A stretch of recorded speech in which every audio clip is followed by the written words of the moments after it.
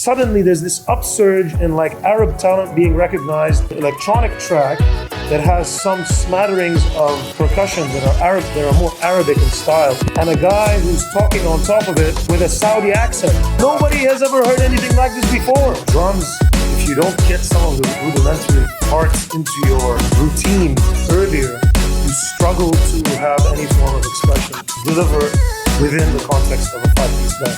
Not everybody wants to hear you just going crazy all the time. This was the town that you were from. This was the football team of these 6-7 towns. You support this team. You support another team. You get picked on at school. It's all about supporting what's there for you. One time it was almost like if you do a radio edit, it should be 3 minutes and 30 seconds. Now a radio edit is 1 minute and 30, 1 minute and 40 seconds. Almost not music anymore. You know, you can have an intro that's a minute. Vinyl sales last year were higher than any year previously in the 2000s.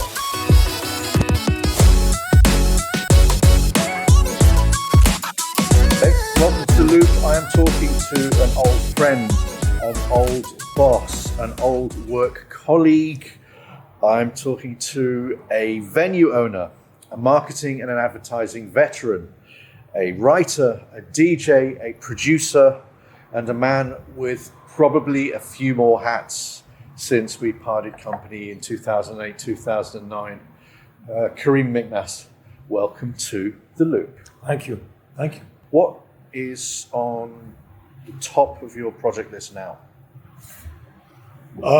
Right now, I would say certainly what we're doing in JJ's is a continuous evolution of where we were. So I don't know if you, I'm sure you remember the old venue. Yes, I do. On the other side of Adliya.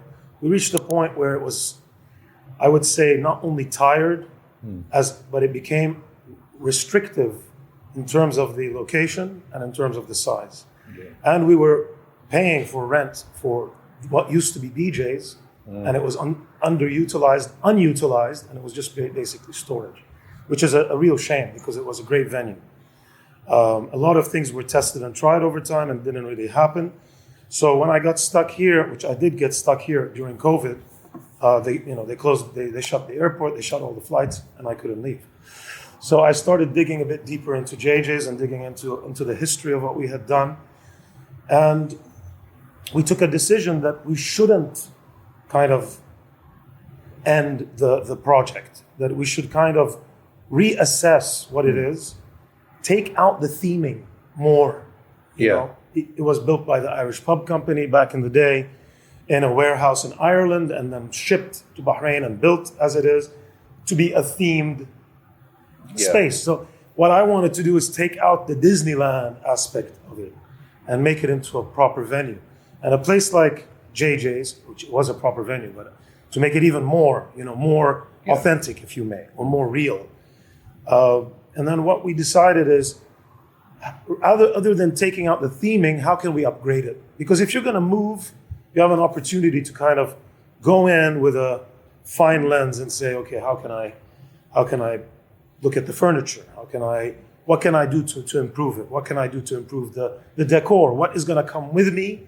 What is not going to go up? What are things that were up that were taken down for whatever reason that should be back up, What are things that may have been damaged that were put aside and never really repaired? So we went through this. It was kind of a very personal project, but at the same time, I realized that there's a big responsibility because it's 22 years this venue has been there. It's an institution for many people. It's a place where they met, they got married, they got divorced, they got, they had friends. All kinds of things have happened to people over the years. We've lost people, we've gained friends. So there was a big responsibility that what you do next needs to be really up there, and it should be almost immediately appreciated, or immediately people grab onto it and say, oh wow, this is great. So no time to wait. That started, we had to move in quite fast. It was Ramadan 1 month later. Ramadan, only 1 month goes by very fast as well. So we were trying to catch up to the things that we didn't finish just before we did the soft opening. And then it was just one week after another, just snowballed. So we're still working on the project. It's still evolving. And at the moment, the big concentration is here in Terrace. So we called this room Terrace because it is a terrace, spelled phonetically, Yeah. of course. And there are a lot of setbacks here. I don't need to go through all the setbacks, but essentially, I took a decision that we're not going to have a retractable roof. It's not going to work. The power of the wind on this road scared the hell out of us. We had a close to a massive accident here due to the wind and a lot of stuff blowing off the frame. Everything was about to, and it could have been really, really a bad situation. So we talked to a lot of people who are in the neighborhood, and they said, this wind will always be there. Well, Bahrain is a very windy place. I live in Abraj al-Lulu, I know, because it is windy. So once we took that decision, we knew that we had more of a fixed location. Okay, big windows that you can open. It gives you a bit of breathing room when the weather's nicer. Then we realized that we had a little warehouse. The sound was so reverberant in here. It was so loud. It was so sharp. It was so everything.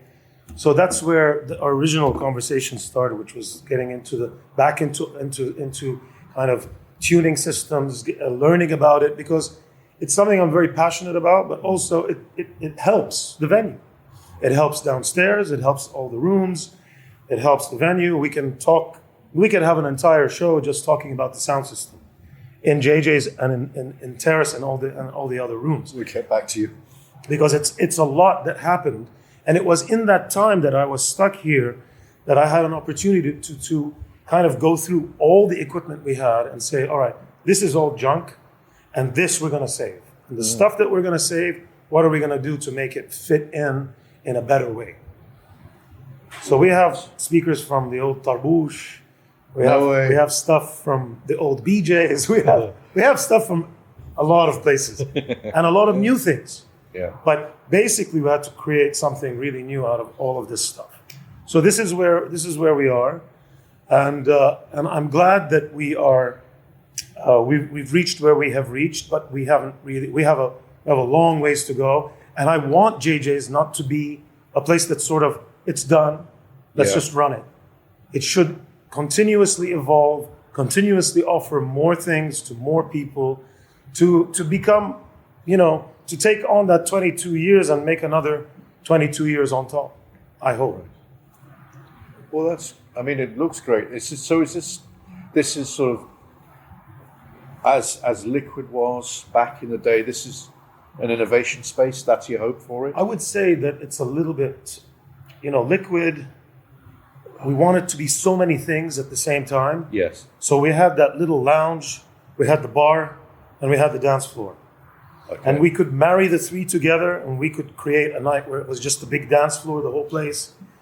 But I don't know if you remember, we had movies projected in the beginning, and we were just trying to do too many things because we had all these ideas, and we wanted to put everything in one place, and it was just it was a mishmash of all things. And over time, we started to strip it back. We started to say, okay, do we really need to have this? I don't know what they call them now. The globular ball thing that was in the entrance, the lava lamp. The lava lamp. Do we really need this thing, which is always burning out and burning the electricity and overheating? Do we really need to put movies on? Nobody's watching. The thing never stretched right. So we got away from all that, and we did tunings every single year, and every single year we would get something more out of it. Yeah. Out of that system. We had Martin Bonsoir here from the UK who came out with Marquee Audio, and he was because it's like a brief. You're sitting with him and he says, well, where were you and where do we want to go next year? And I say, well, now we have a space for a drum riser, and we have this and we have that. Okay, can we get another pair of speakers in the back? Yeah, okay, we can. I'll find them. I'll find an amp and get the speakers. You do your thing, I'll do mine. So we were really open to these suggestions. Liquid was an open format space in a way. We were very difficult about the music policy. It wasn't any band that could play in there. And I think that helped because it helped to keep us focused. You know, That was it was the best house part music, of it for me. house music, house music, Yeah. house music. Initially more vocal driven because we wanted to get people to accept dance music. Yeah. Where everyone was listening to top 40. You know what you hear in the club, you hear it in the bar, you hear it in the car, you hear it on the radio, Yeah. you hear it in Al Jazeera, you hear it in Jawads or whatever it was at the time. And it wasn't good and enough. we didn't want that. We No. were like, okay, maybe some of that music is appealing to people, but we need to do something that is clubby, there's culture, there's a culture. Yeah. Every time I'd go to the UK and come back, more records, more ideas, more connections. And It was the only place I wanted to go, that's oh, for thanks, sure, for thanks, years. thanks. You remember me then, that was the only, seriously was. Yeah, and you did engineering for us too. A little bit, yeah. Every Monday night there was Yeah, the band, they used to be called La Movida, now they're called Liquid. yeah, We hope to be interviewing some of them soon. yeah. I caught up with Ahmed the other day. Good guys, So, yeah. very good guys. But that was the thing, it wasn't just about, it wasn't just a DJ factory, it wasn't just a place where we could hear, I won't say it's the latest, but it was people were innovating, they were developing stuff. It wasn't on a timeline, they were doing their own thing. All around, we could hear it there. I, for one, was very grateful because it didn't cost much to hear some amazing people and amazing things. But we also had a band space Yeah, for Bahrain to Yes. use. Yeah. And we had the house band La Movida, and you, with your carefully tailored shouting, turned them from a bunch of stray musicians into an actual tight integrated band. But they're all doing well. They're all, I mean, I still think they could have stretched themselves musically at the time, but yeah. look, But they didn't stop them. once Liquid. No, they did. didn't stop. They didn't stop, They, to be they fair. evolved the name of the band. They did a lot of other things. It started as the Latin Jazz Quartet, Yeah. and it was like only 4 guys. And then at one time we used to have a trombone, a sax, and a trumpet player with them, Yeah. jamming with them. So I think the most we ever had was maybe 11, 12 people playing at the same time. An acoustic guitarist, an electric guitarist. There was no place to put these guys. They just sat On top of each on the other. floor and just played. So there was a time in Liquid where we had 2 nights with DJ nights, and we had 4 nights, and even at one point 5 nights, band nights. But it just became too much for me. I didn't have time to have my own life. Yeah. And it comes to an end. You were still at the agency during the day, weren't you? Yeah, for the first 2-3 years, I was still in the agency. Kareem, you were young when you were into music. It's always been there for you. How did it all start? Let's take it Probably really way back. at home. So like most people, my dad and my mom aspired to a better life Yeah. and worked for it, and enjoyed spending the money in their home. Yeah. And having their friends come over, and so there were these 2. I don't know the brand, to be honest, because I never saw the brand, but I remember that it was a 3-way speaker. We had a pair of them with Harman Kardon. In those days was probably more audiophile than it is now. Yeah. A preamp and a power amp with a cassette player and a turntable, and they had, compared to my collection now, it's a very humble collection, but Yeah. they had records. My mom always bought stuff when she was in Istanbul. My mom is Turkish, so she listens to a lot of Turkish music, both more classic stuff and more pop. So we always had Turkish music playing whenever she was listening. She's always singing when she's listening. Maybe she's not a vocalist, but she enjoys music so much. And my dad was more Beatles than Elvis. There was always Beatles going on. There was all this other stuff. And there was a nightclub in the basement of the building. So Which one? inevitably, in the basement of the building where we lived in Beirut. So inevitably, this music and these sounds, when the door opened or whatever, you would hear it. Yeah. As a kid, you pick it up.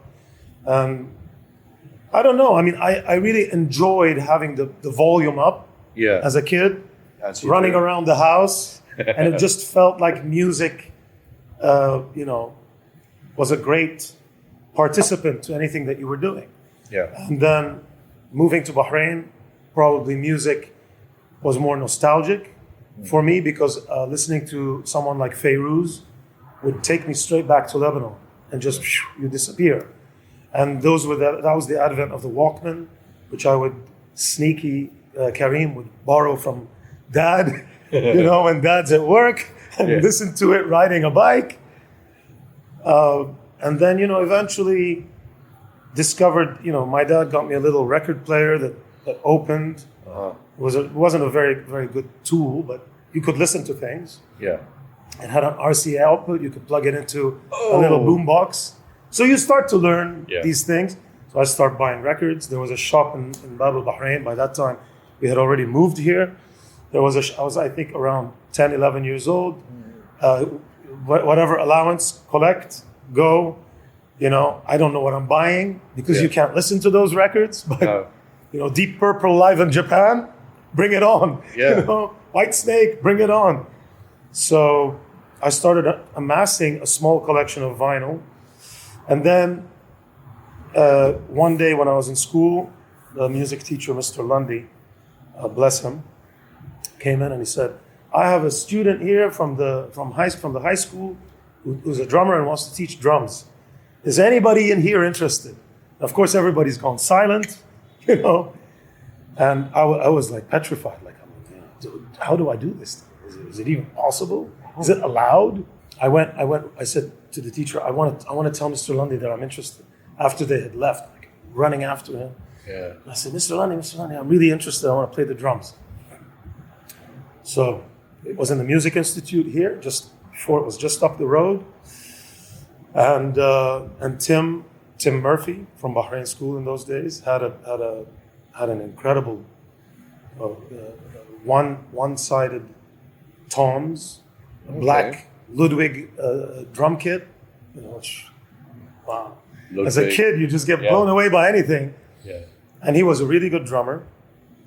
And I had lessons with him for 2 years. We were in Music Institute, then we moved to Bahrain School. He got a room there. And I completely sucked from the beginning. I couldn't even hit a whole note, just a top, top. And eventually it got easier. It got not easier, but it got more familiar. And I started to feel like, this is my thing. And I tried piano and guitar before and miserably failed in those. Oh. I just don't really have a melodic ability. I have a melodic ear, but I don't have a melodic ability.